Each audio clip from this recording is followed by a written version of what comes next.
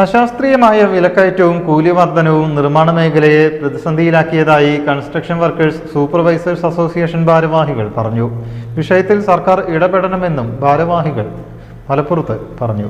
അശാസ്ത്രീയമായ വിലക്കയറ്റവും അനിയന്ത്രിതമായ കൂലി വർധനവും കരാർ തുകയിലെ ഇടിവും ഈ രംഗത്ത് പ്രവർത്തിക്കുന്ന സൂപ്പർവൈസർമാരെയും കരാറുകാരെയും കടുത്ത സാമ്പത്തിക ബാധ്യതയിലേക്ക് തള്ളിവിട്ടിരിക്കുകയാണ്.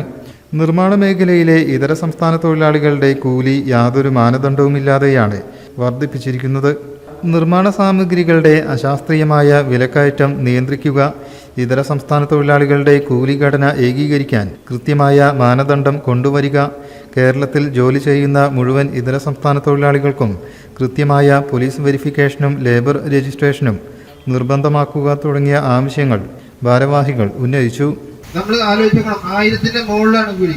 ഈ 1000ന്റെ മുകളിൽ കൂലി കൊടുത്തുകൊണ്ട് നമുക്ക് മുന്നോട്ട് പോകാൻ കഴിയാത്ത അവസ്ഥയാണ്. അത് നിയന്ത്രിക്കണം ഒന്നാണ്. അതുപോലെ തന്നെ ഈ വാടക കൊടുക്കാൻ കഴിയാത്തതിനെ പുനരധിവസിപ്പിക്കുന്നതിന് വേണ്ടി നമ്മളെ പല സ്ഥലങ്ങളും industrial എസ്റ്റേറ്റുകളുണ്ട്.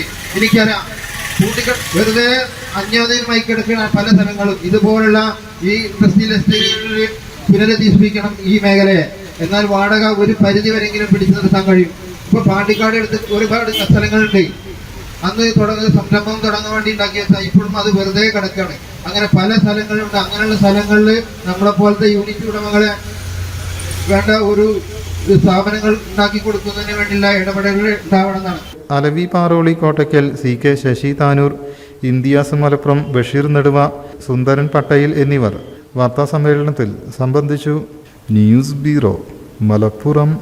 In the heart of Malappuram, with traditions weave seamlessly into modernity, KMT tells a story of unity.